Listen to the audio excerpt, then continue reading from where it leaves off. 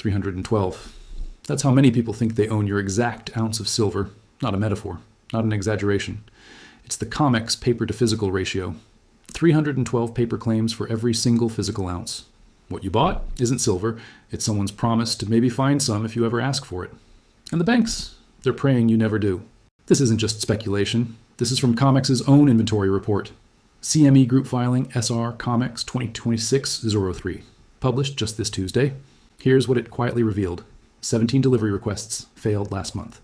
Not delayed, not rescheduled. Failed. The metal simply wasn't there. So what did the CME do? They rewrote Rule 7b-4. Cash settlement is now permitted when physical supply is temporarily unavailable. They're building the exit door while the building is on fire. Think about it this way. 312 people show up for 1 ounce of silver. 311 of them walk away with a check. Only one walks away with the actual silver. Which one are you? Here's the number that should keep every paper holder awake at night. 28 million ounces. That's the total registered deliverable silver on COMEX, according to the March 12th warehouse report. Not the 280 million you might have heard. That's eligible, which is a fancy word for someone else's property they're just storing. And it's definitely not the billions in paper claims. 28 million real ounces that can actually be demanded. Let that sink in. That's roughly 4 hours of global industrial consumption. 4 hours. Then the shelves are empty. It's barely $1 billion worth. To put that in perspective, Apple makes that in profit every 36 hours. The entire deliverable silver supply of the world's largest exchange is equal to just 36 hours of one company's earnings. Here's the truly terrifying part. Just 800 wealthy individuals, each demanding 35,000 ounces, would drain COMEX completely, not strained, empty, 800 people, that's it. Now let's do the math the bullion banks pray you never calculate. The open interest is 145,000 contracts. Each contract represents 5,000 ounces. That's 725 million ounces of paper promises, stacked on top of just 28 million registered ounces. Let's be extremely generous and assume that 99% of paper holders never ask for delivery. That remaining 1%, they would still demand 7.25 million ounces. And that's 26% of the total registered inventory, wiped out in a single wave of delivery requests. But here's the problem. February wasn't 1%, it was 6.2%.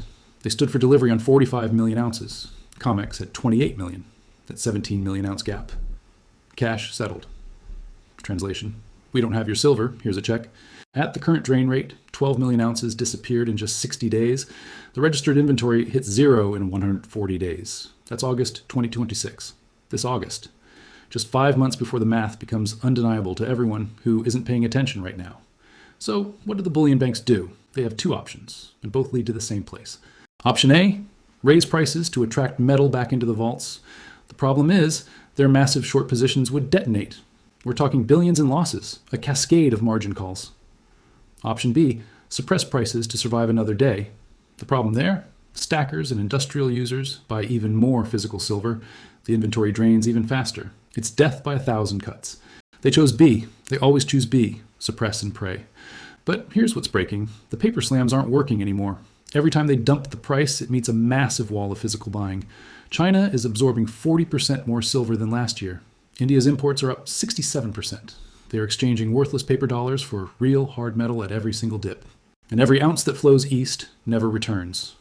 Shanghai doesn't lend, Shanghai doesn't lease, Shanghai hoards. The metal flows in one direction, from west to east. The paper claims stack higher and higher. 312 to 1 becomes 400 to 1. Then it becomes infinity to 1, infinite claims on zero metal. There is no third option. There's only an expiration date. Here's what they don't want you to realize. You were right all along. You looked at all the paper promises and said, I want the real thing. They called you paranoid. They called you old-fashioned. Silver is silver. What's the difference? They said. Now you know the difference. You own metal. They own claims. And those claims are about to become worthless. You are the one in 312. You're the one who gets the chair when the music stops. And the banks? They already know this. JP Morgan increased its physical vault holdings by 23% last quarter.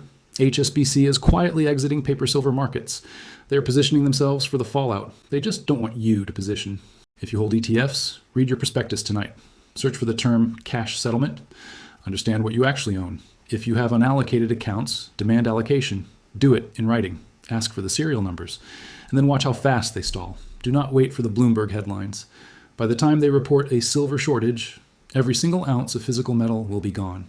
This is a game of musical chairs. 312 people, 1 share. The music is slowing down. Don't be the one left standing when it stops. Subscribe now. I'm tracking every ounce, every delivery failure, and every rule change right through to August. Comment below, paper or physical. Where is your silver right now? And share this with anyone you know who is trusting their money to an ETF. Stay physical. Stay skeptical and stay ready. This is JonFunds AG, and the silver you bought had better exist. Thanks for watching.